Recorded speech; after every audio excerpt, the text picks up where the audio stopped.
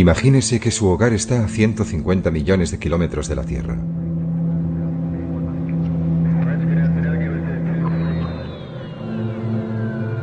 Se han establecido los primeros asentamientos humanos en otros lugares del sistema solar.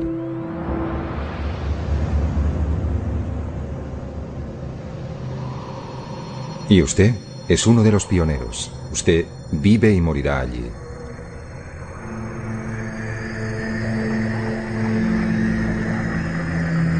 Bienvenido al futuro fuera de nuestro planeta madre.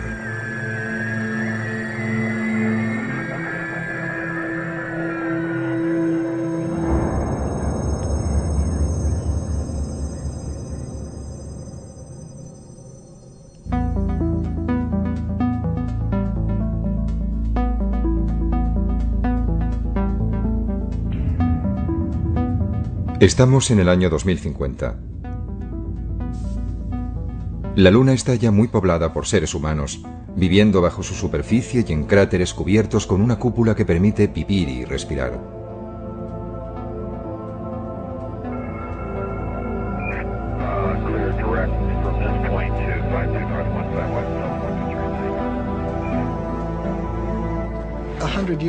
Dentro de 100 años, cuando mis nietos vayan a visitar a alguien en la Luna o vayan a vivir allí, no vivirán en estériles e inertes estructuras metálicas, al igual que a nosotros no nos gustaría hacerlo, ¿sabes? Vivirán en bonitos y bien cuidados parques con árboles de 200 metros de altura y serán capaces de volar como los pájaros.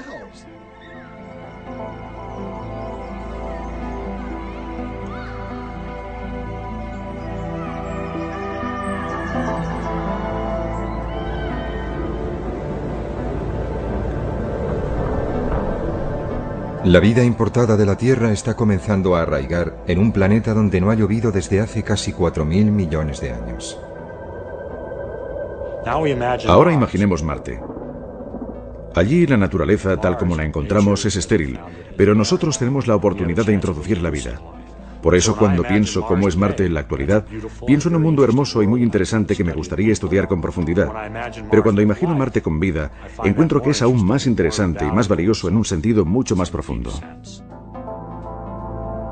Más tarde, comenzarán a trabajar urbanistas en la superficie marciana, creando un nuevo hogar para los colonos que hayan hecho el mayor viaje de ida, sin vuelta, de sus vidas. Cuando se va a un nuevo lugar como Marte y se establece una nueva rama de la sociedad allí, se tiene la opción de llevarse las mejores ideas y dejar atrás las peores. Y la gente que colonice Marte no deseará volver a la Tierra. Desearán vivir en Marte y desarrollar su futuro allí o quizás incluso más allá, en otro punto del sistema solar.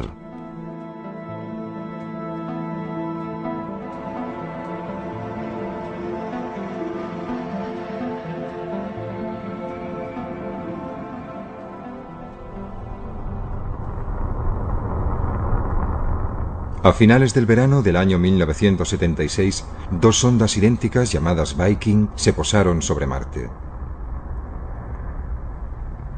Remitieron a la Tierra imágenes detalladas de la superficie de otro planeta por primera vez en la historia.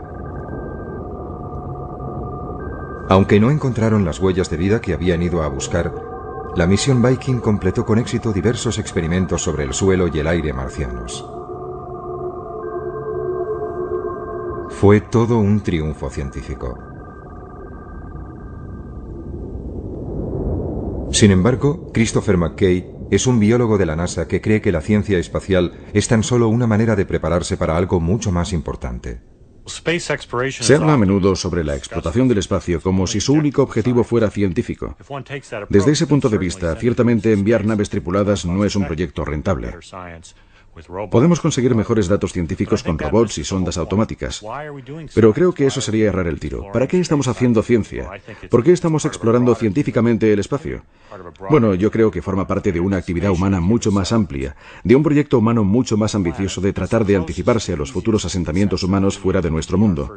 Marte es el planeta más cercano y donde será más fácil poder dar nuestro primer paso colonizador. No estamos enviando seres humanos a Marte para hacer ciencia. Estamos enviando seres humanos a Marte. Una de las muchas cosas que harán cuando estén allí será ciencia, pero también escribirán poesía, y gritarán y se enfadarán y harán todo lo que hacen los seres humanos.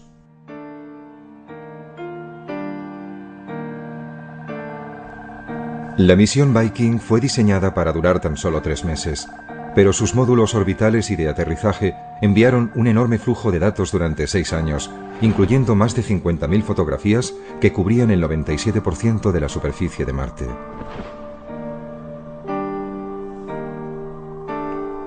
McKay cree que incluso para trabajos científicos, robots como los Viking no deben sustituir a las misiones humanas. La gente habla de enviar robots para explorar otros planetas y no de la necesidad de enviar seres humanos. Pero yo encuentro eso totalmente carente de interés. Lo comparo quizá con ir a París, pero en vez realmente de ir a París uno mismo, simplemente enviamos una cámara fotográfica para que tome imágenes. Y cuando la cámara regresa, revelamos las fotos, las miramos, pensamos, bien, fue estupendo, he estado en París.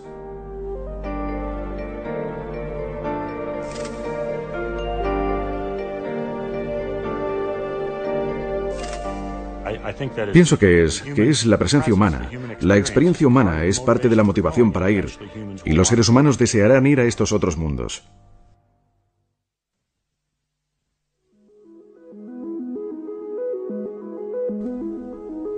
Pero, ¿por qué habríamos de dar el siguiente paso de establecer colonias humanas en otros planetas? Robert Zubrin es un ingeniero espacial que ha ideado una manera de enviar a los primeros seres humanos a Marte. Pero no desea pararse allí. Para él, Marte es en el siglo XXI la nueva frontera, un lugar que aguarda ser habitado por colonos llegados desde la Tierra. La frontera en la Tierra está cerrada. Pienso que a menos que la humanidad quiera llegar a una era de estancamiento, tenemos que estar dispuestos a alcanzar una nueva frontera. Y la nueva frontera está ahí fuera, en el espacio, y particularmente en Marte. Pero colonizar Marte es fundamentalmente un acto de creación. Lo que haremos es crear una nueva rama de la civilización humana, una nueva rama de la cultura humana. Es decir, no estamos haciendo esto por nosotros, lo estamos haciendo por ellos, lo estamos haciendo por los marcianos. ¿Es todo esto posible? Gran parte de la tecnología para llevarlo a cabo ya fue desarrollada en un corto periodo de casi 10 años, que empezó a finales de la década de los pasados años 50, con animales puestos en órbita en misiles balísticos. Este chimpancé iba a regresar sano y salvo, pero en ese momento poco o nada se sabía sobre si los seres humanos podrían sobrevivir en el espacio.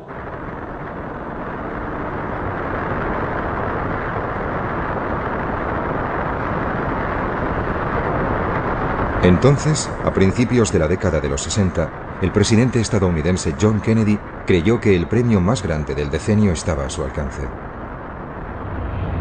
El tren con destino al espacio estaba a punto de partir. Hace muchos años, al gran explorador británico George Mallory, que murió en el monte Everest, se le preguntó por qué quería escalarlo. Él contestó, porque está allí. Bien, el espacio está allí y vamos a escalarlo. Y la Luna y los planetas están allí. 1962. Kennedy ofreció este discurso en la Universidad Rice y todavía resuena. Porque esa meta servirá para organizar y para medir lo mejor de nuestras energías y de nuestras habilidades. Fue probablemente el discurso más brillante de la oratoria política estadounidense del siglo XX. Directo donde más dolía. Tenemos que estar dispuestos a aceptar desafíos como este. Y además hay que mantenerlos y cumplirlos. Y Kennedy y su generación estaban dispuestos a ello.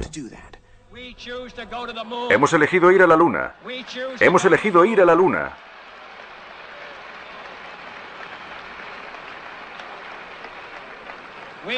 Hemos elegido ir a la Luna en esta década y hacer otras cosas. No porque sea fácil, sino porque es difícil. Hemos elegido ir a la Luna no porque sea fácil, sino porque es difícil. Era un acto de fe y de una gran capacidad de visión, porque no se sabía qué beneficios nos aguardaban, pero el espacio estaba allí e íbamos a escalarlo. El programa espacial fue uno de los puntos culminantes del optimismo del siglo XX, una embriagadora mezcla de tecnología punta y osadía humana que hizo que todo pareciera posible. Primero la Luna, siguiente parada, las estrellas. ¿Cuáles fueron los beneficios del programa Apolo? Ciertamente no consistió solo en conseguir unos 50 kilos de piedras lunares. El verdadero beneficio del programa fue que toda una generación se inspiró en él para incorporarse a carreras científicas por la oferta, por la posibilidad de participar y formar parte de la gran aventura espacial, de ser pioneros. Eso es un hecho. Yo fui uno de ellos. Yo tenía 9 años cuando Kennedy hizo su discurso, su llamada para enviarnos a la Luna. Yo fui uno de los niños del programa Apolo.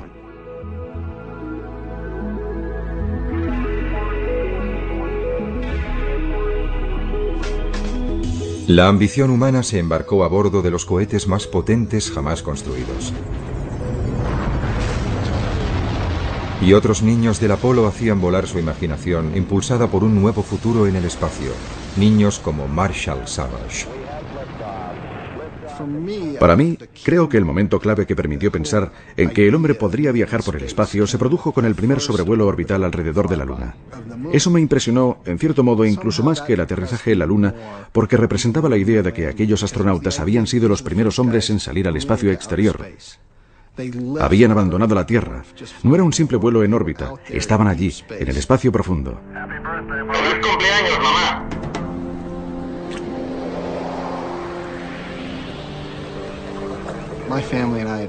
Mi familia y yo nos habíamos tomado un año sabático y viajamos por Europa en una furgoneta Volkswagen.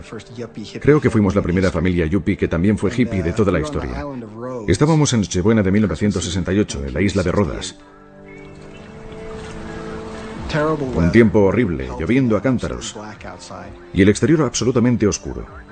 Estábamos apiñados en nuestra pequeña cápsula que nos servía de soporte vital. Y escuchando la radio oímos a estos individuos, estos hombres, los primeros astronautas verdaderos, y su voz parecía proceder de ultratumba, de las profundidades del espacio. Yo no fui educado en un entorno religioso, pero cuando empezaron a leer el libro del Génesis, y allí estábamos escuchando a esos muchachos en Nochebuena desde el espacio exterior por primera vez. Dios en el principio creó el cielo y la tierra. La tierra no tenía forma y estaba vacía.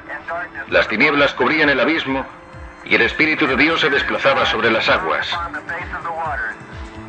Y dijo Dios, que se haga la luz. Me conmovió, y algo en mi interior me dijo que así era el futuro. Y no solamente el futuro de la humanidad, sino mi futuro personal. Estos individuos me estaban hablando a mí. Y desde el equipo del Apolo 8 cerramos con unas buenas noches, buena suerte, feliz Navidad. Y que Dios bendiga a todos vosotros, a todos los que estáis en la buena tierra.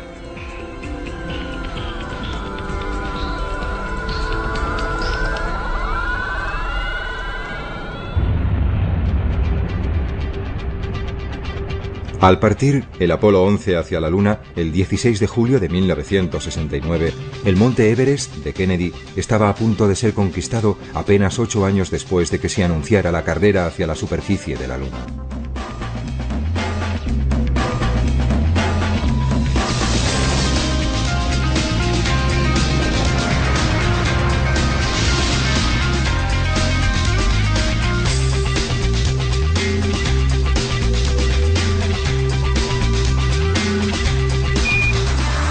Houston, aquí la base de la tranquilidad.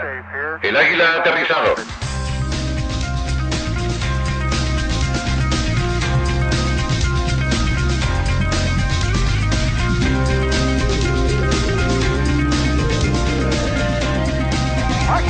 ¡Cielos! Esta vez ha sido rápido. ¡Wow! Lo siento, Charlie. ¡Hermoso! Debo mantenerme atento al volante. Paseando por la luna un día, en el feliz, feliz mes de diciembre. No, mayo. ¿Mayo? Mayo, es verdad. De nuevo a bordo. Allá vamos. ¡Qué paseo, qué paseo! Al dejar la Luna, los astronautas del Apolo 17, el 14 de diciembre de 1972, el ímpetu para transportar personas hacia el resto del sistema solar se perdió. Desde entonces nadie ha escapado de la órbita de la Tierra.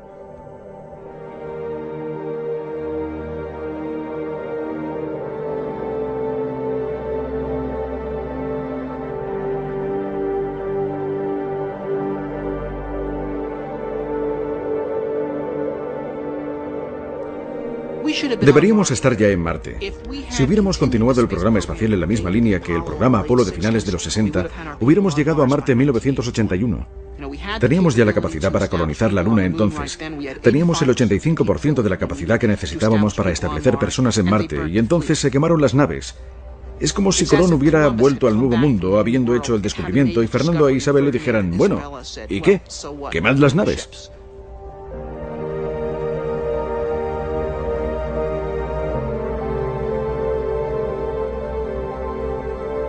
En los institutos y en las universidades, decenas de miles de jóvenes esperaban poder satisfacer sus ambiciones como astronautas. Para ellos, el espacio era el futuro. Hacia el final de su adolescencia, Marshall Savage se convenció de que se enrolaría en la próxima y más peligrosa aventura: ir más allá de la Luna. Básicamente, solo quería ir a Marte. No me importaba si era el primero o el 50.000 o el número 5000. Solo deseaba ir a Marte. Parecía una ambición noble y alcanzable en esa época. Iba a haber una estación espacial permanente para 100 hombres en órbita, una colonia permanente en la Luna y hombres en Marte a principios de la década de 1980, lo que se ajustaba de maravilla a mi agenda. Pero bueno, la historia tomó un rumbo totalmente distinto. Todo el programa espacial a partir del Apolo fue cancelado y no íbamos a ir a ningún sitio.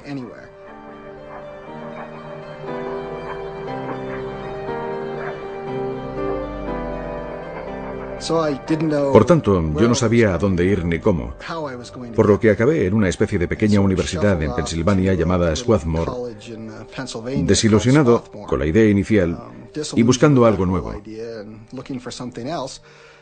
Pero mira por dónde, quien apareció por esa universidad para dar una conferencia en el departamento de astronomía fue un antiguo alumno llamado Gerard K. O'Neill. Y este empezó su presentación con diapositivas de colonias espaciales del tamaño de ciudades. Y eso, por supuesto, volvió a encender mi mecha. Si nos situamos en la época, quizás a principios de la década de los 90, pudimos ver los primeros hábitats esféricos de tamaño mediano, de varios centenares de metros de diámetro, y con una circunferencia que podía medir perfectamente alrededor de 1,5 kilómetros. Y comparativamente, no muy diferente de cualquier lugar que la humanidad haya considerado tradicionalmente como muy atractivo, como la isla de Capri o la ciudad de Carmel en California, o los barrios más agradables de Londres, o sea el que sea su lugar favorito.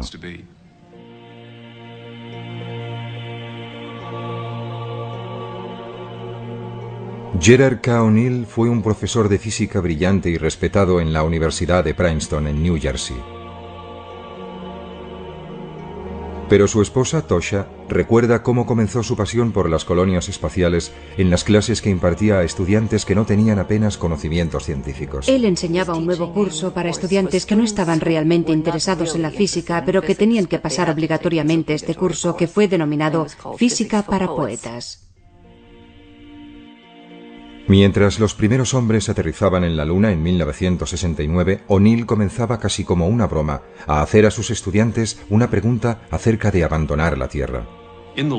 A largo plazo, ¿es la superficie de la Tierra realmente el mejor lugar para una civilización tecnológica en expansión? ¿Es una superficie planetaria el mejor lugar para una civilización en expansión? Y la respuesta resultó ser no.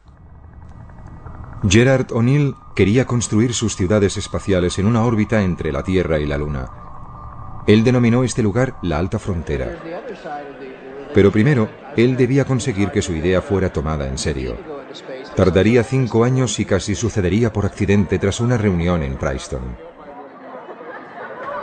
Jerry decidió que sería agradable conseguir, reunir a tanta gente como se pudiera que tuviera interés en estos temas. Y Walter Sullivan, que era entonces el principal redactor científico del New York Times, creyó que era una noticia lo suficientemente atractiva como para publicarla. Y lo hicieron en la primera página del New York Times, lo que cambió radicalmente nuestras vidas. Pero su sueño de vivir en colonias humanas girando libremente en el espacio nunca fue más allá de unas meras recreaciones artísticas y maquetas. Murió de leucemia en 1992. A Jerry, por supuesto, le habría encantado haber ido. Siempre hablamos de ir juntos. Deseé tener el primer restaurante espacial. Ese fue siempre mi sueño. Probablemente no sucederá nunca, pero espero que todavía consiga ir. No soy demasiado vieja, nunca se sabe.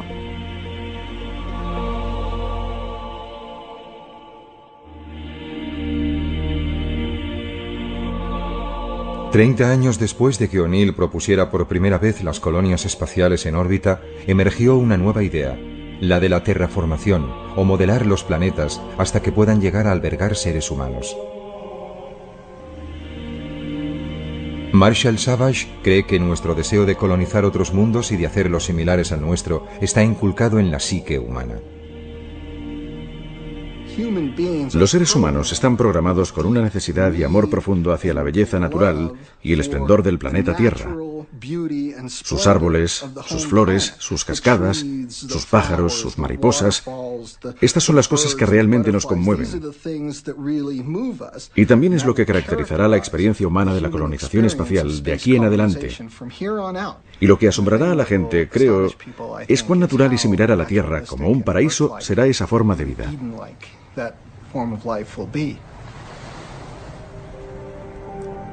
Savage cree que la Luna es capaz de sostener grandes asentamientos humanos.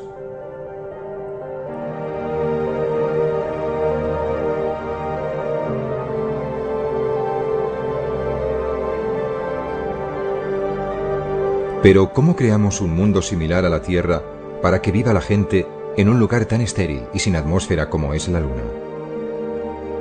Una manera es transformar los cráteres en biosferas, islas autónomas de vida.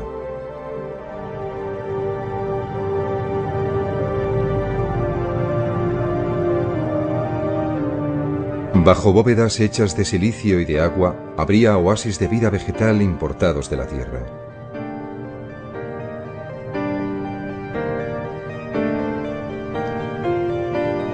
Las personas que vivan en la gravedad de la Luna soportarían solo una sexta parte de su peso en la Tierra. Por eso, en estas bóvedas ligeramente presurizadas, un sueño ancestral podría convertirse en realidad.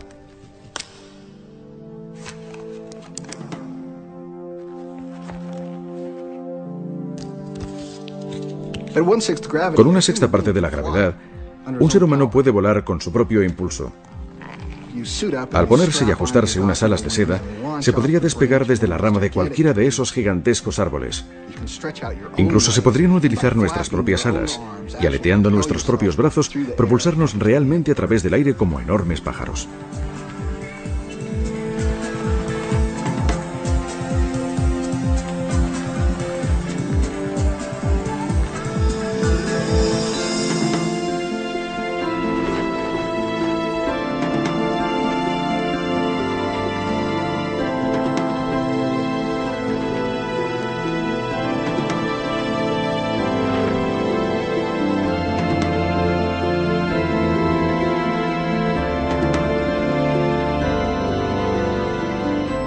Se sabe que la Luna es rica en materias primas como el hierro, el aluminio y el agua congelada, con suficiente cantidad para que Marshall Savage piense que puedan llegar a construirse industrias en la Luna. Una vez dispongamos de una pequeña base en un lugar como la Luna, el crecimiento allí puede ser muy rápido. Y durante varios siglos solo habrá trasiego de materiales, arriesgando una actividad industrial como si fuera la Chicago del futuro. Un pequeño planeta con unos grandes hombros, con gente asentando una sólida infraestructura industrial en la Luna.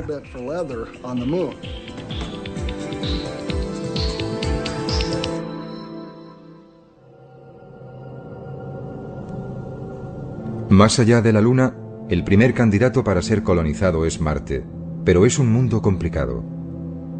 La temperatura global media es inferior a los 25 grados centígrados bajo cero. Y en los polos cubiertos de hielo puede caer hasta por debajo de 90 grados bajo cero. Pero hay pruebas de que Marte fue alguna vez un planeta húmedo y más cálido, no muy distinto de la Tierra. Las cicatrices de su superficie sugieren que alguna vez fue surcada por ríos y mares. ¿A dónde fue a parar el agua entonces?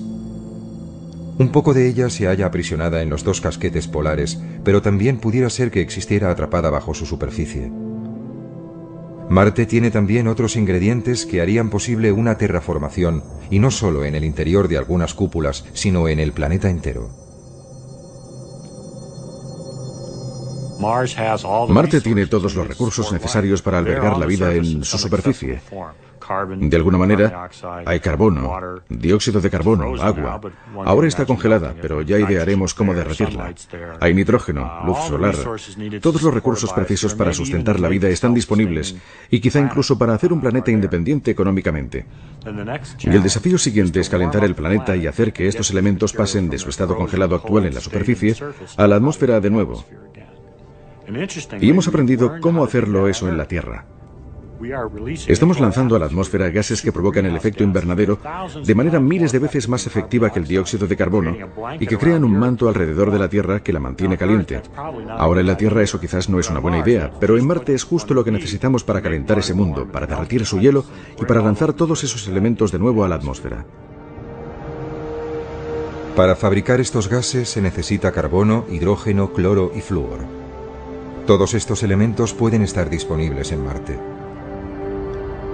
Podrían ser extraídos desde la superficie de Marte, puestos en sus debidas proporciones en fábricas robotizadas y después ser bombeados a través de chimeneas en enormes cantidades. Pondrían en marcha un efecto invernadero autoalimentado. Los casquetes polares se derretirían y la superficie de Marte sería transformada en algo que se parecería mucho a la Tierra. Aparecerían grandes océanos y lagos, y la atmósfera comenzaría a espesarse y a cambiar. La temperatura media en la superficie de Marte se elevaría desde 25 grados bajo cero a algunos grados por encima del punto de congelación.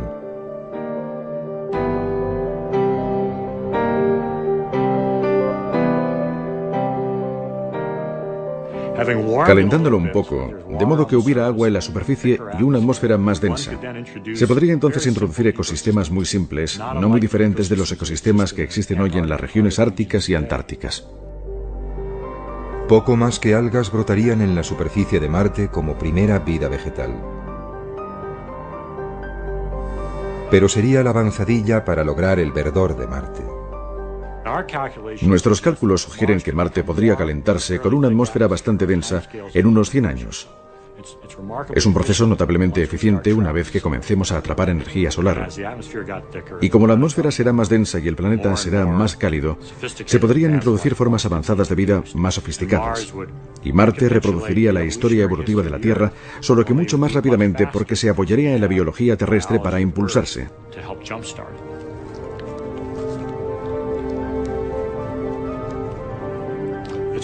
Es posible que si Marte fuese lo bastante cálido, quizá dentro de 100 años o algo así, podrían desarrollarse verdaderos bosques. Podríamos imaginar bosques de pinos como se ven en las laderas de una montaña terrestre creciendo en Marte. Para Christopher McKay, desarrollar la vida en Marte es una obligación que compete a los humanos como única especie inteligente. Pienso que debe haber vida en forma microbiana y simple en cualquier planeta que tenga agua líquida o que sea remotamente similar a la Tierra. Pienso que la vida es un hecho común. Sobre la inteligencia, pienso que es un tema más complejo. De hecho, creo que la inteligencia es rara, escasa, quizá incluso única en la Tierra. Pienso que sería un error no utilizar nuestra inteligencia y que actuáramos como cualquier animal. Debemos decir, ¿cuál es nuestro papel como miembros inteligentes de esta comunidad? ¿Qué podemos hacer para ayudar o mejorar? Y pienso que la respuesta es diseminar la vida, transportándola desde su origen aquí en la Tierra y llevándola a todas partes. Nosotros, como especie inteligente, somos los únicos que podemos hacerlo. Es una tarea digna como especie. Sería como construir pirámides y catedrales. Es algo que podemos hacer como regalo al resto del universo.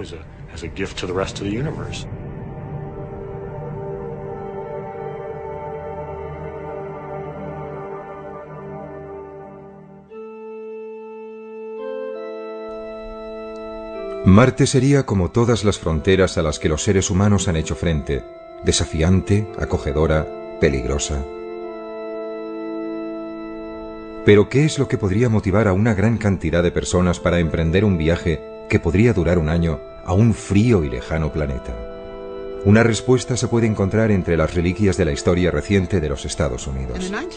En el siglo XIX, una idea arraigó en los Estados Unidos que vio cómo centenares de miles de hombres y mujeres embarcaban en carruajes y trenes hacia el oeste. Y no fue únicamente para buscar fortuna, sino que entendieron que podrían formar parte de algo magnífico, el establecimiento de una nación basada en principios de progreso y libertad, y toda esa gente deseó ser parte de ella.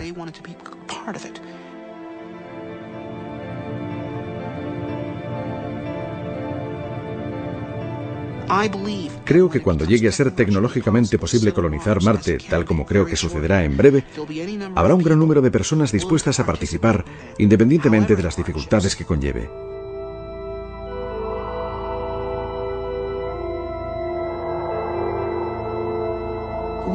Los Estados Unidos son una nación que fue creada por gente que estaba dispuesta a abrazar el desafío de asumir nuevas fronteras, y si abandonamos esa idea, entonces seremos inferiores a ellos, ¿verdad?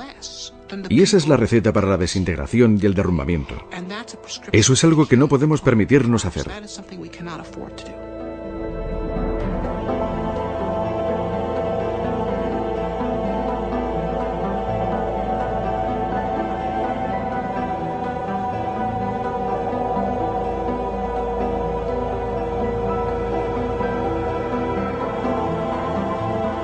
Robert Zubrin ha ideado una manera de transportar a los primeros seres humanos a Marte de forma relativamente barata, conocida como Marte Directo. Es una idea que ha sido bien acogida por la NASA.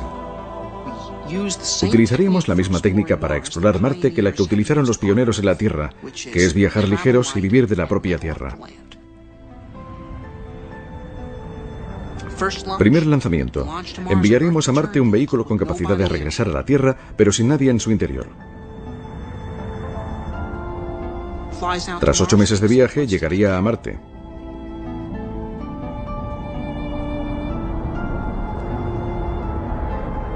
Aterrizaría y accionaría una bomba que aspiraría el aire de Marte, que es de dióxido de carbono, y se le haría reaccionar con un poco de hidrógeno traído desde la Tierra, lo cual permitiría aprovisionar al cohete con oxígeno y metano que usaría para propulsarse.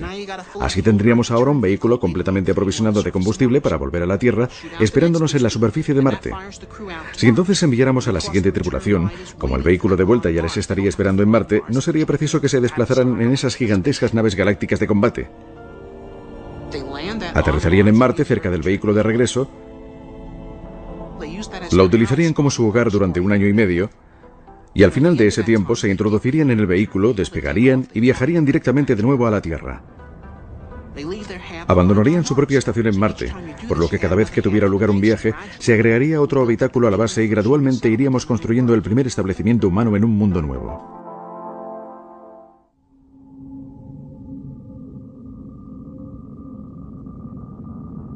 La enorme distancia a Marte impide que los suministros puedan ser transportados regularmente desde la Tierra.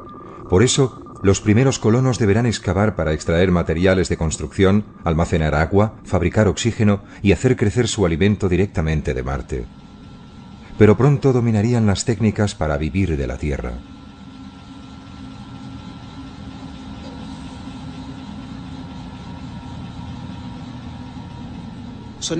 Estaremos en una situación, quizás dentro de 50 años, en la que sabremos cómo ser autosuficientes en Marte y cómo llegar allí de un modo relativamente barato.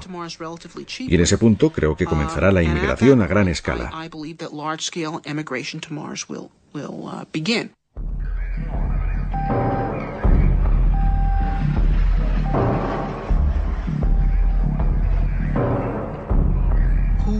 ¿Quién lo hará? Bien, podrían ser aventureros o refugiados. Podrían ser miembros de una secta religiosa que precisen tener un lugar donde ir para hacer su propio mundo. Una vez que llegue a ser posible ir, la gente irá. Creo que 50 años después tendremos más de 1 billón de personas viviendo en Marte. Quisiera vivir cerca del agua y con vistas a las montañas.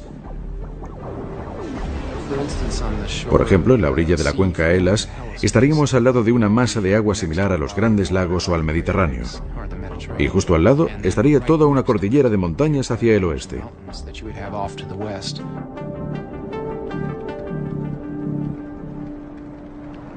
Desde su hogar, situado en el norte de California, el escritor de ciencia ficción Kim Stanley Robinson imaginó cómo sería la vida en un Marte terraformado.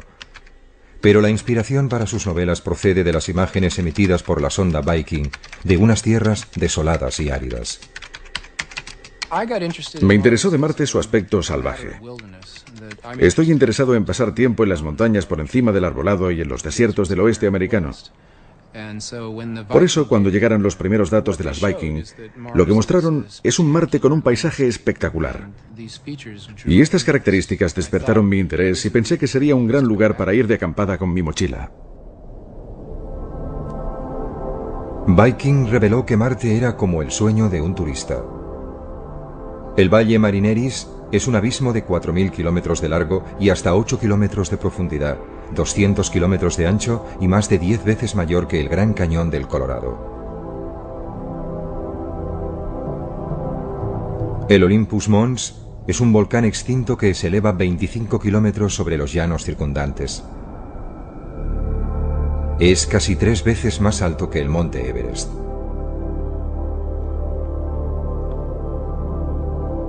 Con toda su variedad, Marte es hoy un enorme desierto vacío. ¿Debería permanecer así? Robinson prevé una batalla entre los defensores de un Marte rojo sin tocar y aquellos que prefieren un Marte verde y vivo. El conflicto rojo-verde en mis novelas tiene que ver con la idea de que habrá gente que se enamore de Marte tal como está ahora, y la idea de terraformarla le sonaría a sacrilegio. Por otra parte, sería mucho más fácil vivir en Marte si lo alteramos para darle una atmósfera y hacerla menos mortal. Tanto los verdes como los rojos, creo, existirán, y se establecerá un conflicto entre ambos. Más pronto o más tarde, Marte estará literalmente terraformada y será posible que la gente viva allí en el exterior de la misma manera que hacen en la Tierra, exceptuando que tendrán solamente 1/3 de la gravedad terrestre. Pienso que los marcianos del futuro se preguntarán por qué hay gente que quiere vivir con nuestra fuerza de gravedad, tal como hacemos nosotros ahora, teniendo que esforzarse tanto para moverse, en vez de simplemente pegar un salto para subir de un piso a otro, como una gacela o un canguro. Donde quiera que los seres humanos elijan vivir, en la Luna, Marte o más allá, una cosa es cierta. Si se quedan permanentemente, su aspecto físico quedará alterado por los diferentes entornos e influencias, como la fuerza de gravedad, la cantidad de luz solar recibida o la composición atmosférica. Solo la ocupación de esa clase de entornos va a cambiar a la gente que viva allí en una especie casi enteramente nueva y distinta. Después de 1 o 2 generaciones como máximo, por ejemplo, la gente que sea nativa de la Luna podrá ser varias decenas de centímetros más alta que la gente que sea nativa de la Tierra.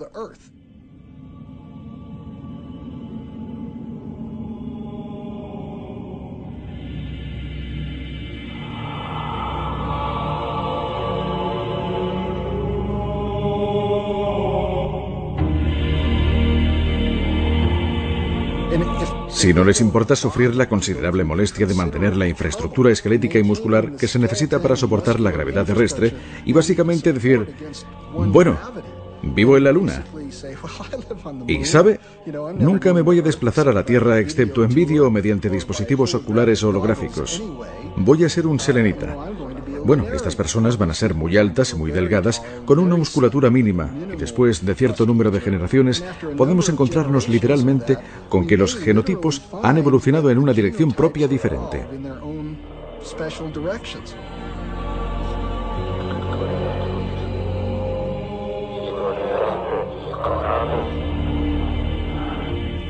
Predecir qué sucederá tras 10 o 20 generaciones está más allá de la ciencia. Tendríamos que tener una gran imaginación incluso para elucubrar el aspecto de los colonos más remotos y aislados. En última instancia, a donde vamos con todo esto es al verdadero universo de Star Trek. Probablemente se haya dado cuenta de que en Star Trek vuelan por toda la galaxia y se encuentran con todo tipo de alienígenas, pero todos tienen básicamente 2 brazos y 2 piernas, y quizá unos cuernecillos en su frente. Bien, pienso que en algunos miles o millones de años eso será una realidad, pero la razón es porque todas esas especies habrán tenido su raíz original en la Tierra. Y entonces, en función de su medio ambiente familiar, seguirán una línea genética totalmente distinta de cualquier otra. Todos con un origen común, pero de aspecto tan distinto conocido como los vulcanianos y klingons.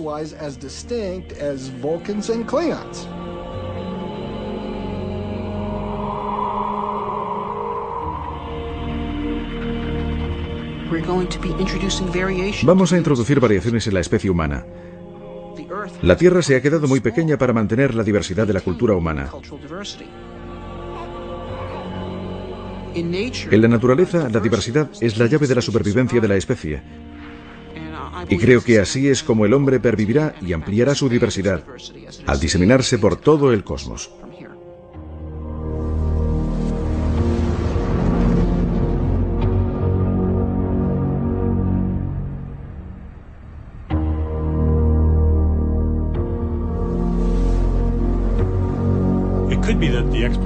Pudiera ser que la exploración del espacio fuese inevitable. Hablamos de seres humanos y de su curiosidad natural para explorar, pero esta podría ser una característica más fundamental de la vida en sí misma. La vida podría ser un fenómeno que, por ejemplo, como un fuego, necesita crecer constantemente para mantenerse. Tiene que arder constantemente para que se mantenga. La vida puede ser así también. Puede ser que necesite estar constantemente en expansión y en crecimiento hacia nuevas fronteras para permanecer viva como un sistema global.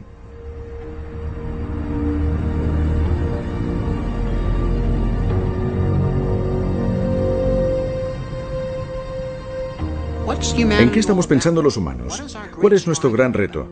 ¿De qué van nuestras historias épicas, nuestras religiones, todo? Todo gira en torno a la búsqueda de la inmortalidad. La inmortalidad a través de dioses o deidades, o la inmortalidad a través de actos de importancia inmortal. Tanto da que se trate de la colonización del oeste americano o la de Marte. Y esto es más importante que el pan. Esto es por lo que luchará la gente. Esto es por lo que morirá la gente. Y esto es lo que nos enviará al espacio.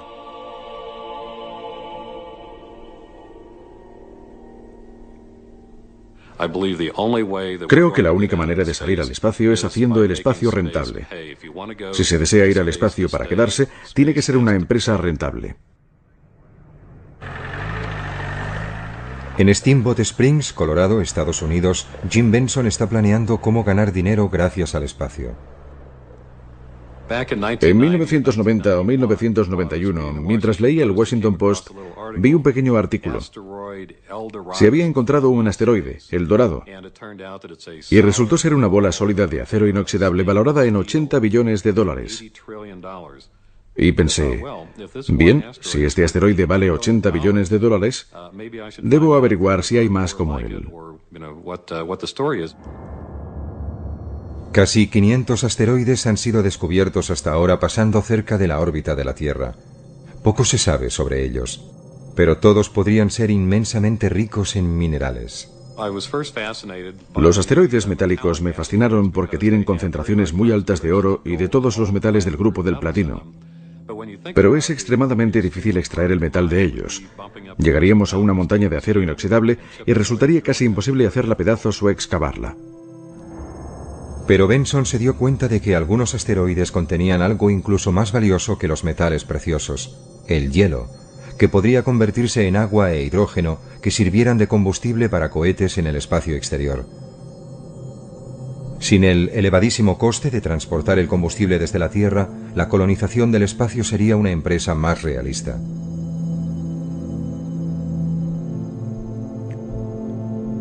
Así, Benson montó una empresa para construir una pequeña sonda diseñada para ir a inspeccionar si había hielo en los asteroides. Él quería algo que fuera seguro y barato. Uno de los aspectos clave de nuestra sonda que inspeccionará asteroides es que no estamos haciendo nada nuevo. Toda la tecnología que estamos utilizando se ha utilizado antes. Es tecnología de penúltima generación. Esto resulta más atractivo para el inversor porque podemos hacerlo más barato. Estoy haciendo esto para abrir el espacio a la humanidad y también para ganar dinero con ello. Hola, Jim Benson. Creo que las empresas comerciales pueden ganar dinero en el espacio. Y una vez que lo hagamos, todos verán que puede ser así. Y eso ampliará la visión de futuro para toda la gente que desea salir, construir colonias espaciales, extraer minerales de los asteroides y vivir en la Luna o en Marte. Jim Benson hizo su primera fortuna en el negocio de los ordenadores. Está convencido de que va a hacer su segunda en el espacio. Si retrocedemos 20 años, al principio de la revolución de los ordenadores personales, nadie sabía qué estaba sucediendo. Nadie sabía quiénes serían los ganadores o los perdedores. Pero hoy tenemos muchísimos millonarios gracias a ellos. Estamos ahora en el mismo punto con la comercialización del espacio. Cualquier cosa puede suceder, y gran parte de ellas sucederán.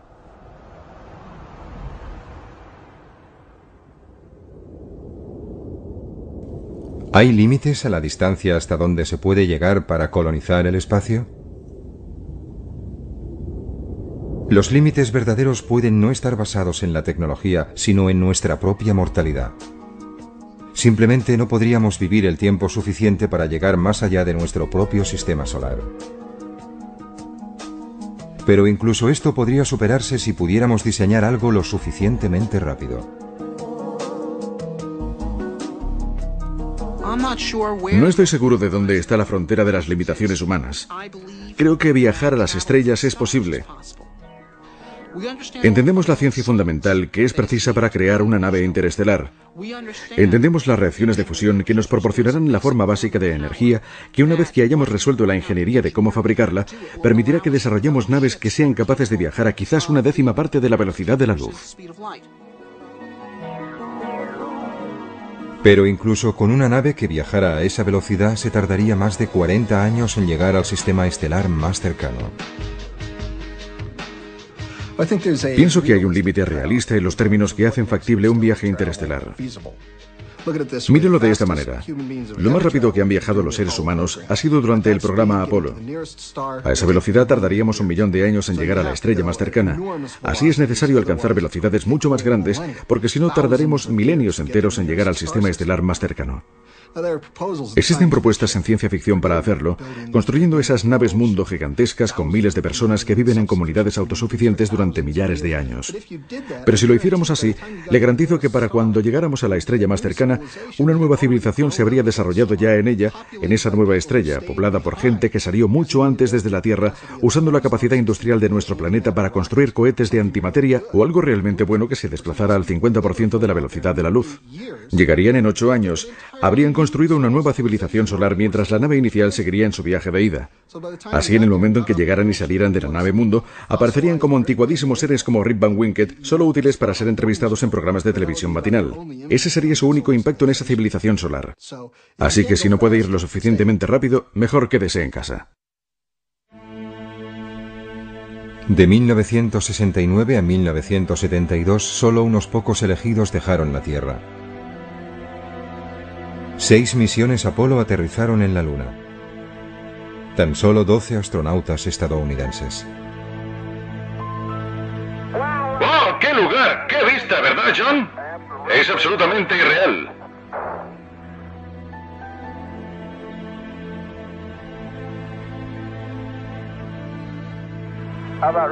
¿Qué tal si la hacemos rodar? De ninguna manera. Si hacemos eso al oeste de Texas, aparece una serpiente de cascabel. Los recuerdos de un triunfo del siglo XX todavía obsesionan a aquellos que esperaban y conservaban la esperanza de llegar más allá. Es como si todo sucediera ayer, pero estas imágenes tienen un cuarto de siglo de edad.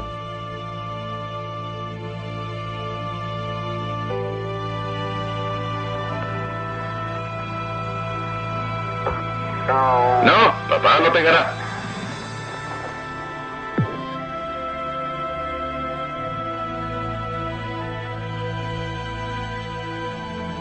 ¿Emprenderá de nuevo la humanidad este camino?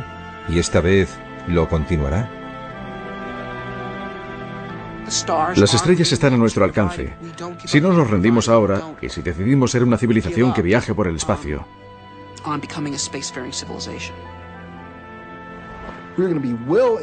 vamos a estar bien atrincherados en el medio ambiente estelar. Habrá 50 civilizaciones cada vez más grandes en el cielo. Caminaremos por la noche en la Tierra y miraremos hacia arriba y nombraremos lugares físicos, la verdadera geografía del cielo nocturno de las estrellas que están habitadas y la clase de gente que vive allí.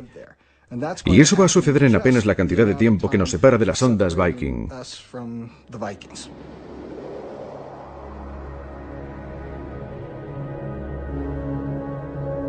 Más de 2 décadas después de que llegaran a Marte, las ondas Viking fueron silenciadas para siempre por gigantescas tormentas de polvo.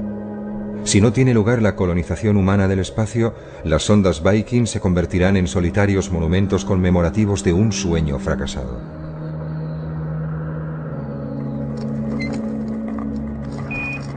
La humanidad entre las estrellas. Esto es para lo que hemos nacido y allí es hacia donde nos dirigimos. De acuerdo, Bob. Tengo mis herramientas justo aquí. Sal aquí y mándame un saludo. Tenemos una vista hermosa de ese 4BN y de la Tierra a la vez. Intentaré conseguir una foto para ti. Esta transmisión está llegando desde aproximadamente medio camino entre la Luna y la Tierra. Nos queda poco menos de 40 horas para llegar a la Luna. Así es, ahí lo tienes. Un vasto y solitario tipo de existencia prohibida para la expansión de la nada. La felicidad son trocitos de tocino para desayunar. ¡No te los comas todos! Houston, la belleza de este lugar es absolutamente increíble. Te comento, no puedo ver el fondo de esto y estoy tan cerca del borde como me es posible. Y esa es la verdad. ¡Naranja! Sí que lo es. Puedo verlo desde aquí, es naranja. Nos han dicho que hay un Papá Noel.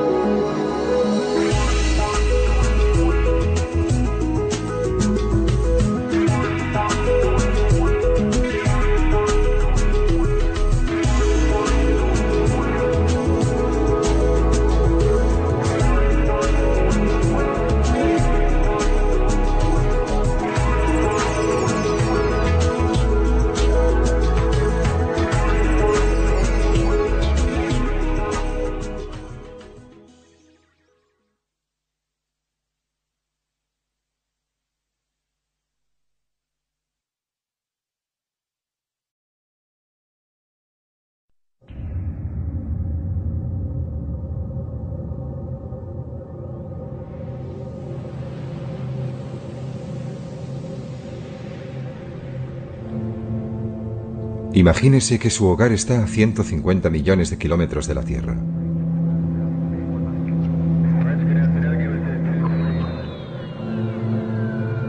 Se han establecido los primeros asentamientos humanos en otros lugares del sistema solar.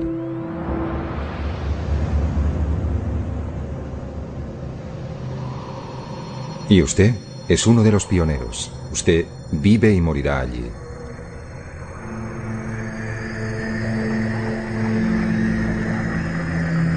Bienvenido al futuro fuera de nuestro planeta madre.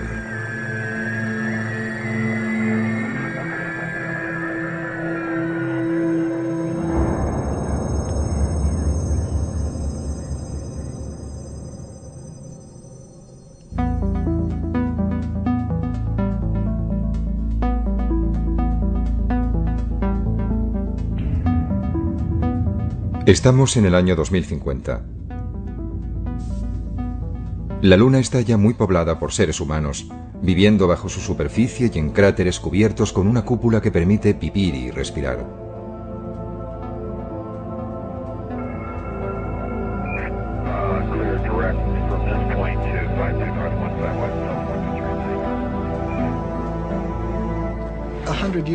Dentro de 100 años, cuando mis nietos vayan a visitar a alguien en la Luna o vayan a vivir allí, no vivirán en estériles e inertes estructuras metálicas, al igual que a nosotros no nos gustaría hacerlo, ¿sabes? Vivirán en bonitos y bien cuidados parques con árboles de 200 metros de altura y serán capaces de volar como los pájaros.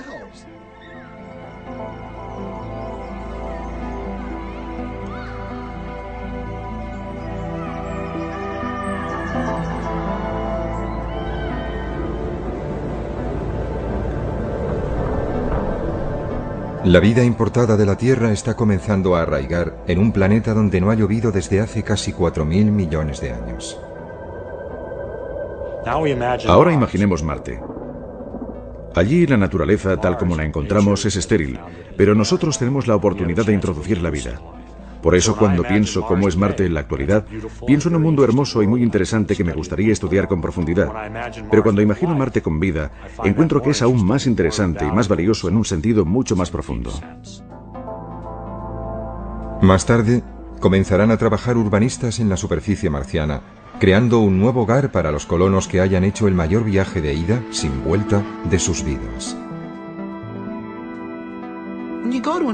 Cuando se va a un nuevo lugar como Marte y se establece una nueva rama de la sociedad allí, se tiene la opción de llevarse las mejores ideas y dejar atrás las peores. Y la gente que colonice Marte no deseará volver a la Tierra. Desearán vivir en Marte y desarrollar su futuro allí o quizás incluso más allá, en otro punto del sistema solar.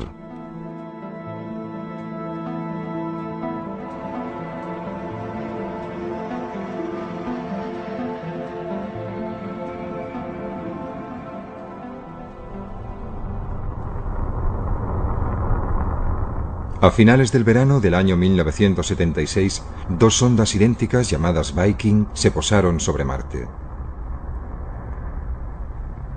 Remitieron a la Tierra imágenes detalladas de la superficie de otro planeta por primera vez en la historia. Aunque no encontraron las huellas de vida que habían ido a buscar, la misión Viking completó con éxito diversos experimentos sobre el suelo y el aire marcianos. Fue todo un triunfo científico. Sin embargo, Christopher McKay es un biólogo de la NASA que cree que la ciencia espacial es tan solo una manera de prepararse para algo mucho más importante. Se habla a menudo sobre la explotación del espacio como si su único objetivo fuera científico. Desde ese punto de vista, ciertamente enviar naves tripuladas no es un proyecto rentable. Podemos conseguir mejores datos científicos con robots y sondas automáticas. Pero creo que eso sería errar el tiro. ¿Para qué estamos haciendo ciencia? ¿Por qué estamos explorando científicamente el espacio? Bueno, yo creo que forma parte de una actividad humana mucho más amplia, de un proyecto humano mucho más ambicioso de tratar de anticiparse a los futuros asentamientos humanos fuera de nuestro mundo. Marte es el planeta más cercano y donde será más fácil poder dar nuestro primer paso colonizador.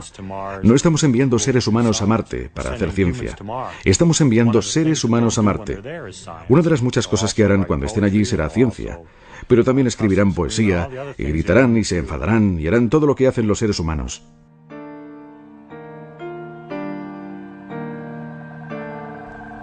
La misión Viking fue diseñada para durar tan solo 3 meses, pero sus módulos orbitales y de aterrizaje enviaron un enorme flujo de datos durante 6 años, incluyendo más de 50.000 fotografías que cubrían el 97% de la superficie de Marte.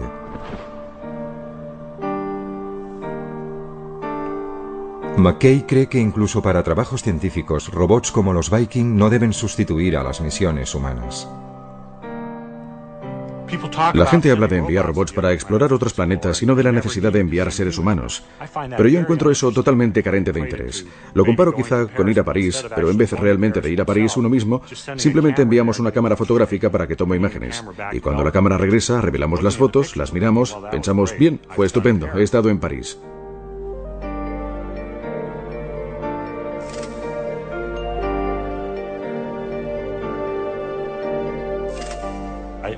Pienso que es la presencia humana. La experiencia humana es parte de la motivación para ir, y los seres humanos desearán ir a estos otros mundos.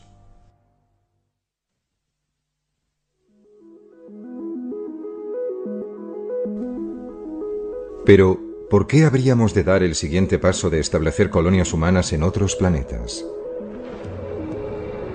Robert Zubrin es un ingeniero espacial que ha ideado una manera de enviar a los primeros seres humanos a Marte. Pero no desea pararse allí. Para él, Marte es en el siglo XXI la nueva frontera, un lugar que aguarda ser habitado por colonos llegados desde la Tierra. La frontera en la Tierra está cerrada. Pienso que a menos que la humanidad quiera llegar a una era de estancamiento, tenemos que estar dispuestos a alcanzar una nueva frontera. Y la nueva frontera está ahí fuera, en el espacio, y particularmente en Marte. Pero colonizar Marte es fundamentalmente un acto de creación. Lo que haremos es crear una nueva rama de la civilización humana, una nueva rama de la cultura humana. Es decir, no estamos haciendo esto por nosotros, lo estamos haciendo por ellos, lo estamos haciendo por los marcianos. ¿Es todo esto posible? Gran parte de la tecnología para llevarlo a cabo ya fue desarrollada en un corto período de casi 10 años, que empezó a finales de la década de los pasados años 50, con animales puestos en órbita en misiles balísticos. Este chimpancé iba a regresar sano y salvo, pero en ese momento poco o nada se sabía sobre si los seres humanos podrían sobrevivir en el espacio.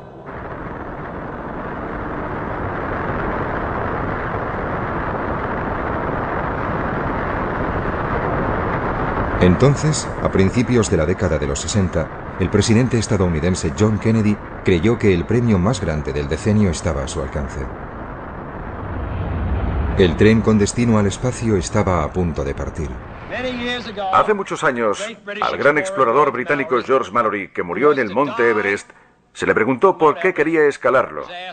Él contestó: porque está allí. Bien, el espacio está allí y vamos a escalarlo. Y la Luna y los planetas están allí. 1962. Kennedy ofreció este discurso en la Universidad Rice y todavía resuena. Porque esa meta servirá para organizar y para medir lo mejor de nuestras energías y de nuestras habilidades. Fue probablemente el discurso más brillante de la oratoria política estadounidense del siglo XX. Directo donde más dolía. Tenemos que estar dispuestos a aceptar desafíos como este. Y además hay que mantenerlos y cumplirlos. Y Kennedy y su generación estaban dispuestos a ello. Hemos elegido ir a la Luna. Hemos elegido ir a la Luna.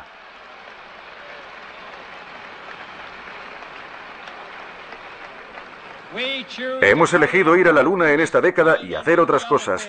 No porque sea fácil, sino porque es difícil. Hemos elegido ir a la Luna no porque sea fácil, sino porque es difícil. Era un acto de fe y de una gran capacidad de visión, porque no se sabía qué beneficios nos aguardaban, pero el espacio estaba allí e íbamos a escalarlo. El programa espacial fue uno de los puntos culminantes del optimismo del siglo XX, una embriagadora mezcla de tecnología punta y osadía humana que hizo que todo pareciera posible. Primero la Luna, siguiente parada, las estrellas. ¿Cuáles fueron los beneficios del programa Apolo? Ciertamente no consistió solo en conseguir unos 50 kilos de piedras lunares. El verdadero beneficio del programa fue que toda una generación se inspiró en él para incorporarse a carreras científicas por la oferta, por la posibilidad de participar y formar parte de la gran aventura espacial, de ser pioneros. Eso es un hecho. Yo fui uno de ellos. Yo tenía 9 años cuando Kennedy hizo su discurso, su llamada para enviarnos a la Luna. Yo fui uno de los niños del programa Apolo.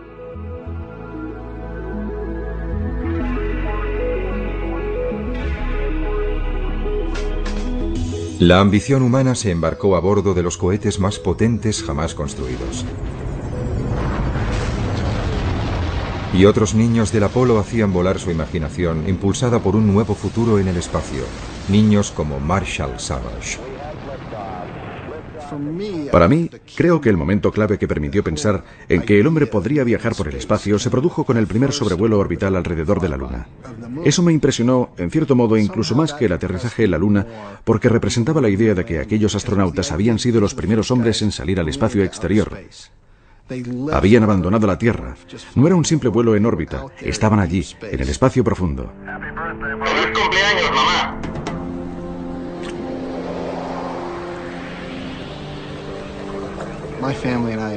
Mi familia y yo nos habíamos tomado un año sabático y viajamos por Europa en una furgoneta Volkswagen. Creo que fuimos la primera familia yuppie que también fue hippie de toda la historia. Estábamos en Nochebuena de 1968, en la isla de Rodas.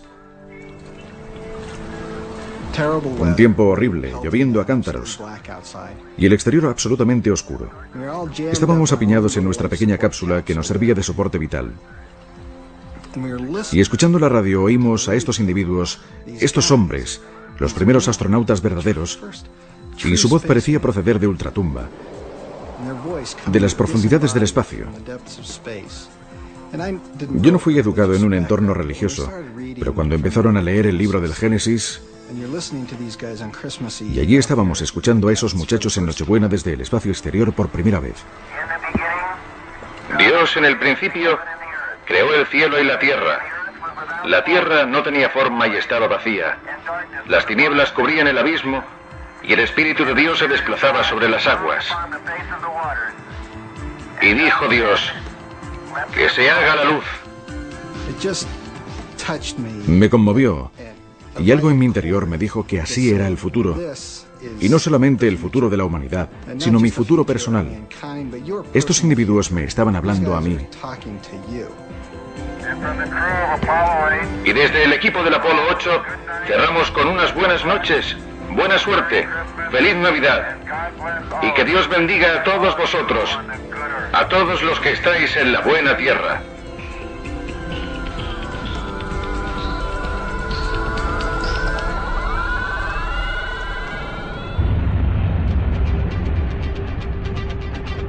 Al partir el Apolo 11 hacia la Luna, el 16 de julio de 1969, el monte Everest de Kennedy estaba a punto de ser conquistado apenas 8 años después de que se anunciara la carrera hacia la superficie de la Luna.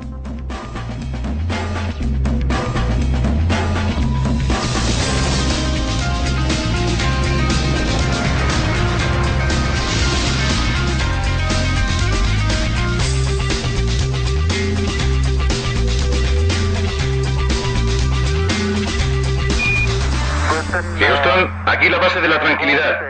El Águila ha aterrizado.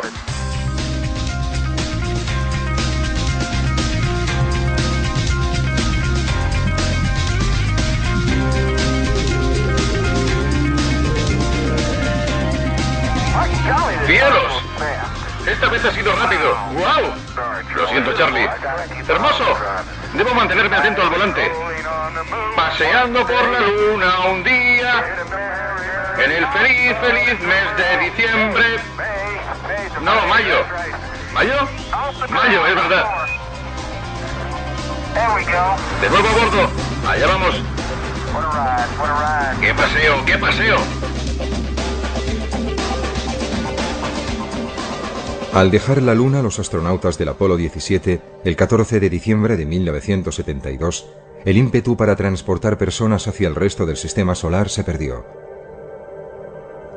Desde entonces nadie ha escapado de la órbita de la Tierra.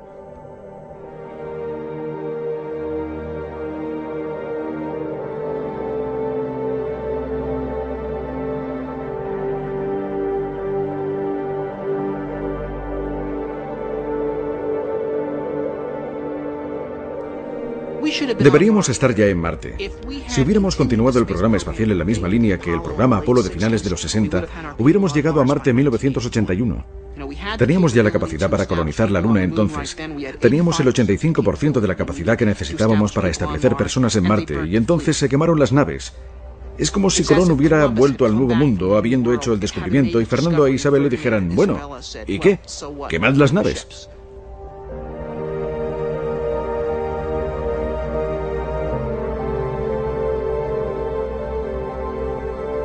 En los institutos y en las universidades, decenas de miles de jóvenes esperaban poder satisfacer sus ambiciones como astronautas.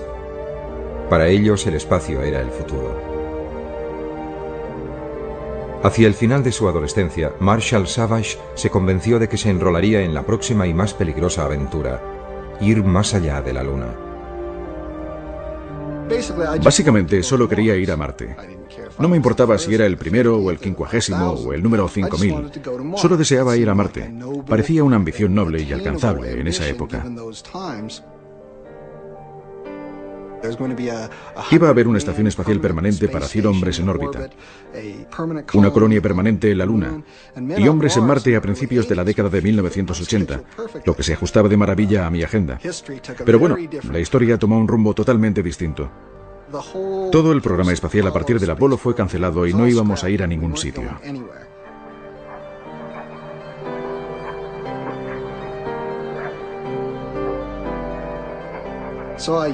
Por tanto, yo no sabía a dónde ir ni cómo, por lo que acabé en una especie de pequeña universidad en Pensilvania llamada Swarthmore, desilusionado con la idea inicial y buscando algo nuevo. Pero mira por dónde, quien apareció por esa universidad para dar una conferencia en el Departamento de Astronomía fue un antiguo alumno llamado Gerard K. O'Neill. Y este empezó su presentación con diapositivas de colonias espaciales del tamaño de ciudades. Y eso, por supuesto, volvió a encender mi mecha. Si nos situamos en la época, quizás a principios de la década de los 90, pudimos ver los primeros hábitats esféricos de tamaño mediano, de varios centenares de metros de diámetro, y con una circunferencia que podía medir perfectamente alrededor de 1,5 kilómetros. Y comparativamente, no muy diferente de cualquier lugar que la humanidad haya considerado tradicionalmente como muy atractivo, como la isla de Capri o la ciudad de Carmel en California, o los barrios más agradables de Londres, o sea el que sea su lugar favorito.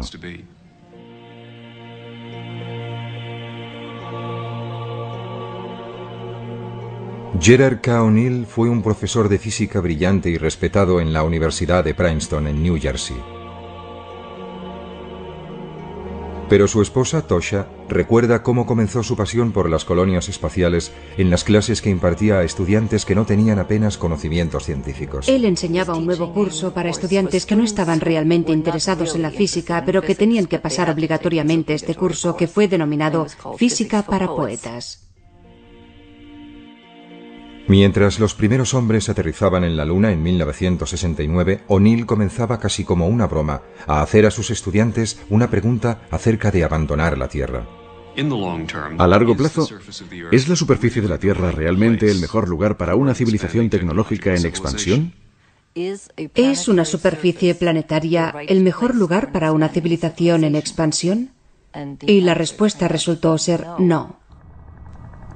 Gerard O'Neill quería construir sus ciudades espaciales en una órbita entre la Tierra y la Luna.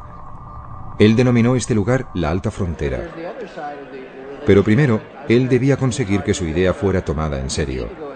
Tardaría 5 años y casi sucedería por accidente tras una reunión en Princeton. Jerry decidió que sería agradable conseguir, reunir a tanta gente como se pudiera que tuviera interés en estos temas. Y Walter Sullivan, que era entonces el principal redactor científico del New York Times, creyó que era una noticia lo suficientemente atractiva como para publicarla. Y lo hicieron en la primera página del New York Times, lo que cambió radicalmente nuestras vidas. Pero su sueño de vivir en colonias humanas girando libremente en el espacio nunca fue más allá de unas meras recreaciones artísticas y maquetas. Murió de leucemia en 1992. A Jerry, por supuesto, le habría encantado haber ido. Siempre hablamos de ir juntos. Deseé tener el primer restaurante espacial. Ese fue siempre mi sueño. Probablemente no sucederá nunca, pero espero que todavía consiga ir. No soy demasiado vieja, nunca se sabe.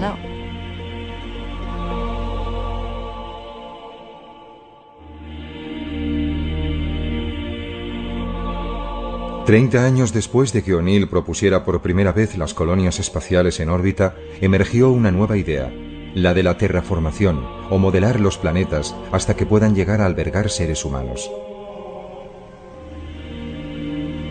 Marshall Savage cree que nuestro deseo de colonizar otros mundos y de hacerlos similares al nuestro está inculcado en la psique humana. Los seres humanos están programados con una necesidad y amor profundo hacia la belleza natural y el esplendor del planeta Tierra. Sus árboles, sus flores, sus cascadas, sus pájaros, sus mariposas. Estas son las cosas que realmente nos conmueven. Y también es lo que caracterizará la experiencia humana de la colonización espacial de aquí en adelante.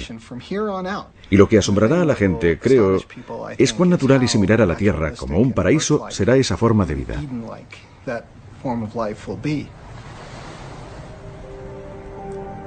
Savage cree que la Luna es capaz de sostener grandes asentamientos humanos.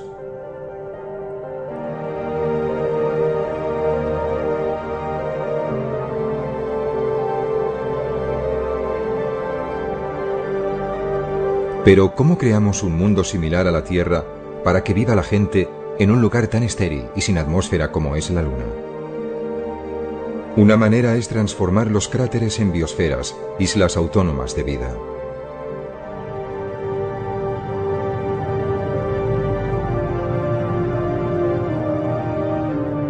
Bajo bóvedas hechas de silicio y de agua, habría oasis de vida vegetal importados de la Tierra.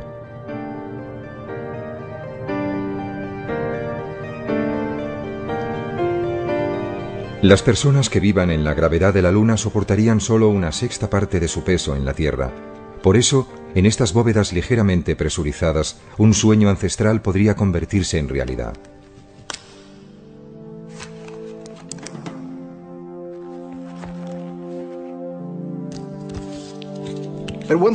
Con una sexta parte de la gravedad, un ser humano puede volar con su propio impulso. Al ponerse y ajustarse unas alas de seda, se podría despegar desde la rama de cualquiera de esos gigantescos árboles. Incluso se podrían utilizar nuestras propias alas y, aleteando nuestros propios brazos, propulsarnos realmente a través del aire como enormes pájaros.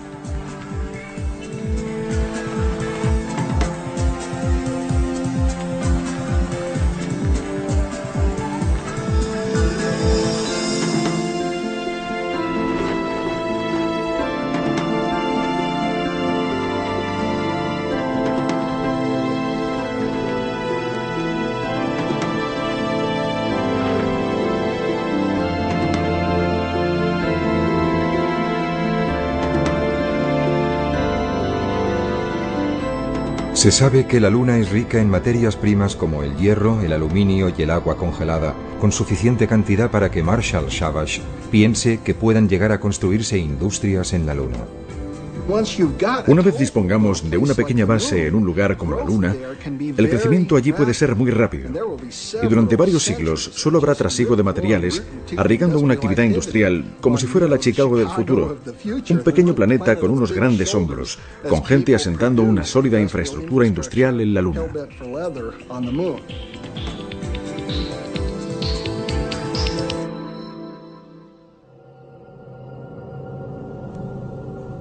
Más allá de la Luna, el primer candidato para ser colonizado es Marte, pero es un mundo complicado.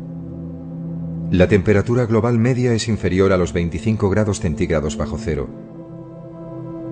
Y en los polos cubiertos de hielo puede caer hasta por debajo de 90 grados bajo cero. Pero hay pruebas de que Marte fue alguna vez un planeta húmedo y más cálido, no muy distinto de la Tierra. Las cicatrices de su superficie sugieren que alguna vez fue surcada por ríos y mares. ¿A dónde fue a parar el agua entonces? Un poco de ella se halla aprisionada en los dos casquetes polares, pero también pudiera ser que existiera atrapada bajo su superficie. Marte tiene también otros ingredientes que harían posible una terraformación, y no solo en el interior de algunas cúpulas, sino en el planeta entero. Marte tiene todos los recursos necesarios para albergar la vida en su superficie. De alguna manera, hay carbono, dióxido de carbono, agua. Ahora está congelada, pero ya idearemos cómo derretirla. Hay nitrógeno, luz solar. Todos los recursos precisos para sustentar la vida están disponibles, y quizá incluso para hacer un planeta independiente económicamente. Y el desafío siguiente es calentar el planeta y hacer que estos elementos pasen de su estado congelado actual en la superficie a la atmósfera de nuevo. Y hemos aprendido cómo hacerlo eso en la Tierra. Estamos lanzando a la atmósfera gases que provocan el efecto invernadero de manera miles de veces más efectiva que el dióxido de carbono y que crean un manto alrededor de la Tierra que la mantiene caliente. Ahora en la Tierra eso quizás no es una buena idea, pero en Marte es justo lo que necesitamos para calentar ese mundo, para derretir su hielo y para lanzar todos esos elementos de nuevo a la atmósfera.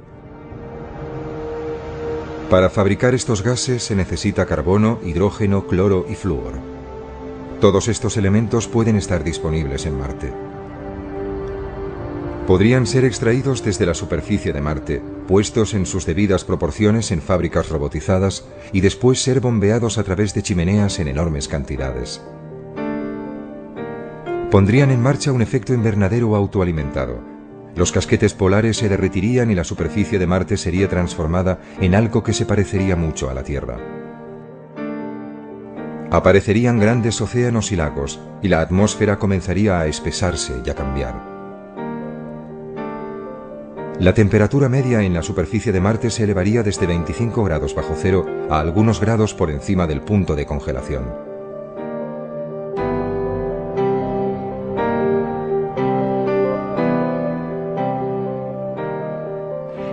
calentándolo un poco, de modo que hubiera agua en la superficie y una atmósfera más densa. Se podría entonces introducir ecosistemas muy simples, no muy diferentes de los ecosistemas que existen hoy en las regiones árticas y antárticas. Poco más que algas brotarían en la superficie de Marte como primera vida vegetal. Pero sería la avanzadilla para lograr el verdor de Marte. Nuestros cálculos sugieren que Marte podría calentarse con una atmósfera bastante densa en unos 100 años. Es un proceso notablemente eficiente una vez que comencemos a atrapar energía solar. Y como la atmósfera será más densa y el planeta será más cálido, se podrían introducir formas avanzadas de vida más sofisticadas.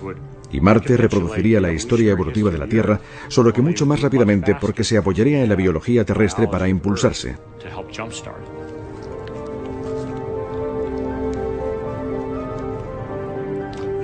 Es posible que si Marte fuese lo bastante cálido, quizá dentro de 100 años o algo así, podrían desarrollarse verdaderos bosques.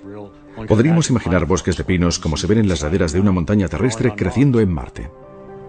Para Christopher McKay, desarrollar la vida en Marte es una obligación que compete a los humanos como única especie inteligente. Pienso que debe haber vida en forma microbiana y simple en cualquier planeta que tenga agua líquida o que sea remotamente similar a la Tierra. Pienso que la vida es un hecho común. Sobre la inteligencia, pienso que es un tema más complejo. De hecho, creo que la inteligencia es rara, escasa, quizá incluso única en la Tierra. Pienso que sería un error no utilizar nuestra inteligencia y que actuáramos como cualquier animal.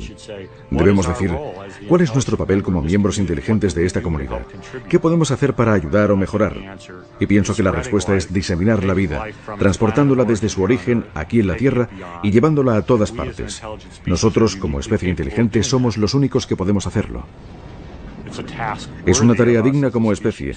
Sería como construir pirámides y catedrales.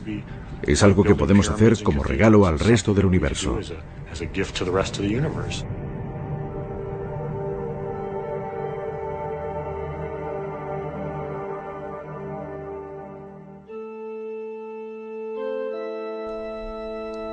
Marte sería como todas las fronteras a las que los seres humanos han hecho frente, desafiante, acogedora, peligrosa. Pero ¿qué es lo que podría motivar a una gran cantidad de personas para emprender un viaje que podría durar un año a un frío y lejano planeta? Una respuesta se puede encontrar entre las reliquias de la historia reciente de los Estados Unidos. En el siglo XIX, una idea arraigó en los Estados Unidos que vio cómo centenares de miles de hombres y mujeres embarcaban en carruajes y trenes hacia el oeste. Y no fue únicamente para buscar fortuna, sino que entendieron que podrían formar parte de algo magnífico, el establecimiento de una nación basada en principios de progreso y libertad, y toda esa gente deseó ser parte de ella.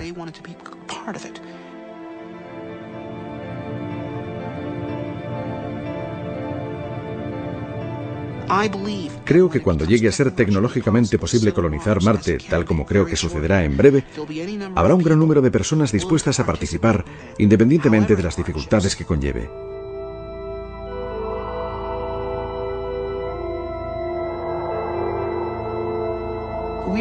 Los Estados Unidos son una nación que fue creada por gente que estaba dispuesta a abrazar el desafío de asumir nuevas fronteras.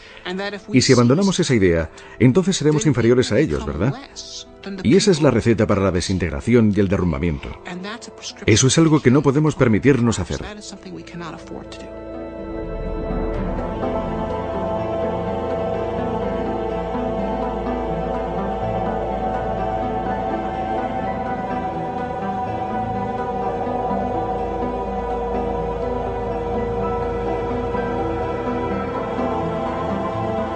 Robert Zubrin ha ideado una manera de transportar a los primeros seres humanos a Marte de forma relativamente barata conocida como Marte Directo. Es una idea que ha sido bien acogida por la NASA. Utilizaríamos la misma técnica para explorar Marte que la que utilizaron los pioneros en la Tierra, que es viajar ligeros y vivir de la propia Tierra. Primer lanzamiento. Enviaremos a Marte un vehículo con capacidad de regresar a la Tierra, pero sin nadie en su interior. Tras 8 meses de viaje, llegaría a Marte.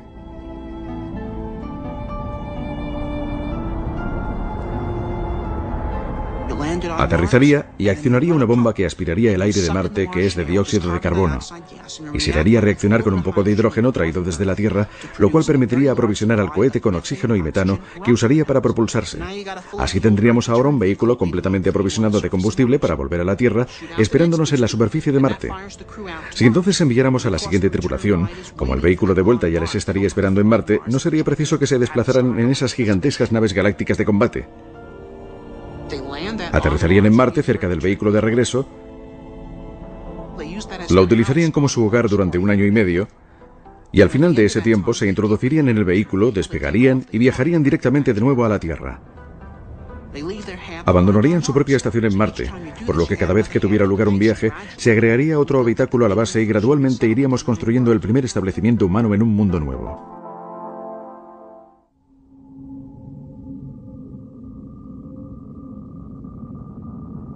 La enorme distancia a Marte impide que los suministros puedan ser transportados regularmente desde la Tierra. Por eso, los primeros colonos deberán excavar para extraer materiales de construcción, almacenar agua, fabricar oxígeno y hacer crecer su alimento directamente de Marte. Pero pronto dominarían las técnicas para vivir de la Tierra.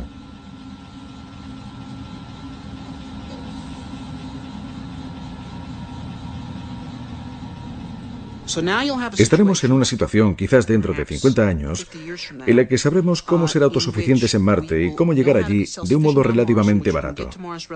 Y en ese punto creo que comenzará la inmigración a gran escala.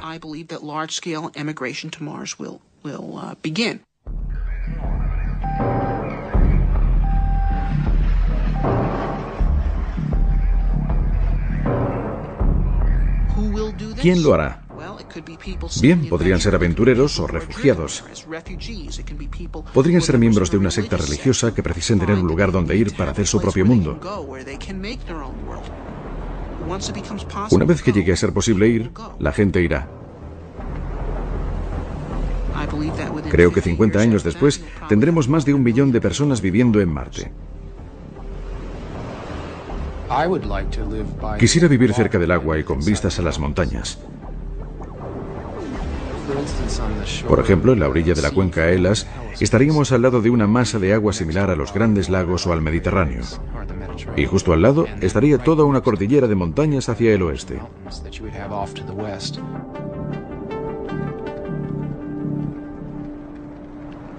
Desde su hogar, situado en el norte de California, el escritor de ciencia ficción Kim Stanley Robinson imaginó cómo sería la vida en un Marte terraformado. Pero la inspiración para sus novelas procede de las imágenes emitidas por la sonda Viking de unas tierras desoladas y áridas. Me interesó de Marte su aspecto salvaje. Estoy interesado en pasar tiempo en las montañas por encima del arbolado y en los desiertos del oeste americano. Por eso, cuando llegaran los primeros datos de las Viking, lo que mostraron es un Marte con un paisaje espectacular. Y estas características despertaron mi interés y pensé que sería un gran lugar para ir de acampada con mi mochila. Viking reveló que Marte era como el sueño de un turista. El Valle Marineris es un abismo de 4.000 kilómetros de largo y hasta 8 kilómetros de profundidad, 200 kilómetros de ancho y más de 10 veces mayor que el Gran Cañón del Colorado. El Olympus Mons es un volcán extinto que se eleva 25 kilómetros sobre los llanos circundantes. Es casi 3 veces más alto que el monte Everest.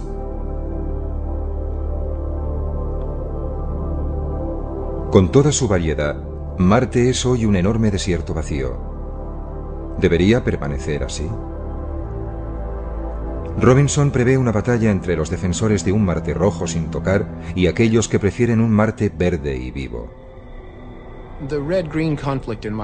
El conflicto rojo-verde en mis novelas tiene que ver con la idea de que habrá gente que se enamore de Marte tal como está ahora, y la idea de terraformarla le sonaría a sacrilegio. Por otra parte, sería mucho más fácil vivir en Marte si lo alteramos para darle una atmósfera y hacerla menos mortal. Tanto los verdes como los rojos, creo, existirán, y se establecerá un conflicto entre ambos. Más pronto o más tarde, Marte estará literalmente terraformada y será posible que la gente viva allí en el exterior de la misma manera que hacen en la Tierra. exceptuando que tendrán solamente un tercio de la gravedad terrestre. Pienso que los marcianos del futuro se preguntarán por qué hay gente que quiere vivir con nuestra fuerza de gravedad, tal como hacemos nosotros ahora, teniendo que esforzarse tanto para moverse, en vez de simplemente pegar un salto para subir de un piso a otro, como una gacela o un canguro. Donde quiera que los seres humanos elijan vivir, en la Luna, Marte o más allá, una cosa es cierta. Si se quedan permanentemente, su aspecto físico quedará alterado por los diferentes entornos e influencias, como la fuerza de gravedad, la cantidad de luz solar recibida o la composición atmosférica. Solo la ocupación de esa clase de entornos va a cambiar a la gente que viva allí en una especie casi enteramente nueva y distinta. Después de 1 o 2 generaciones como máximo, por ejemplo, la gente que sea nativa de la Luna podrá ser varias decenas de centímetros más alta que la gente que sea nativa de la Tierra.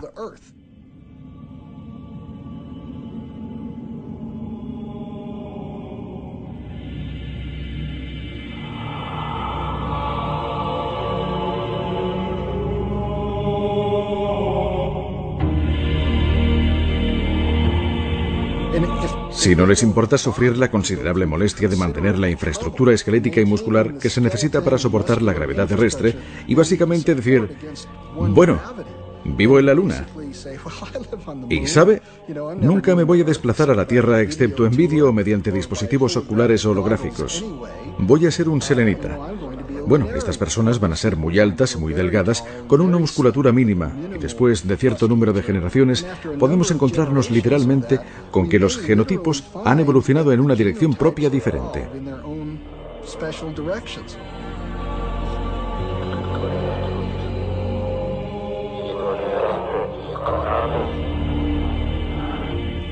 Predecir qué sucederá tras 10 o 20 generaciones está más allá de la ciencia. Tendríamos que tener una gran imaginación incluso para elucubrar el aspecto de los colonos más remotos y aislados. En última instancia, a donde vamos con todo esto es al verdadero universo de Star Trek. Probablemente se haya dado cuenta de que en Star Trek vuelan por toda la galaxia y se encuentran con todo tipo de alienígenas, pero todos tienen básicamente 2 brazos y 2 piernas, y quizá unos cuernecillos en su frente. Bien, pienso que en algunos miles o millones de años eso será una realidad, pero la razón es porque todas esas especies habrán tenido su raíz original en la Tierra. Y entonces, en función de su medio ambiente familiar, seguirán una línea genética totalmente distinta de cualquier otra, todos con un origen común, pero de aspecto tan distinto como los vulcanianos y klingons.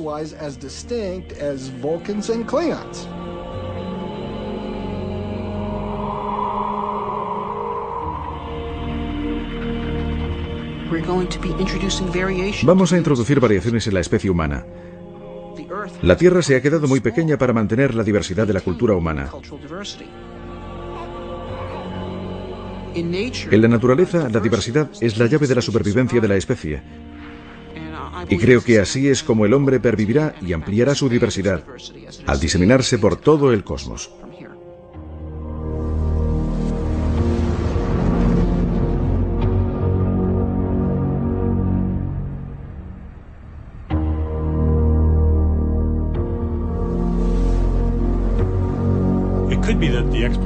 Pudiera ser que la exploración del espacio fuese inevitable.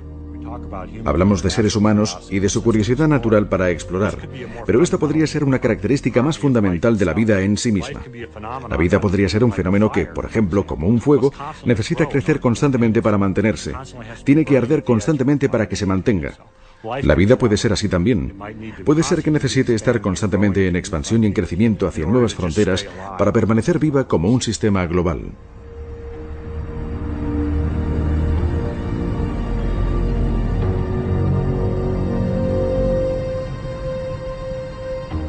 ¿En qué estamos pensando los humanos? ¿Cuál es nuestro gran reto?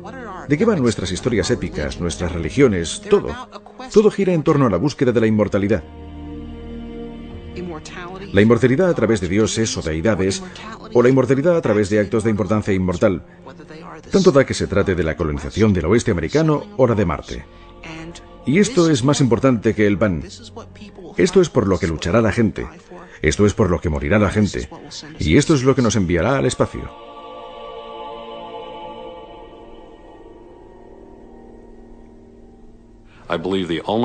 Creo que la única manera de salir al espacio es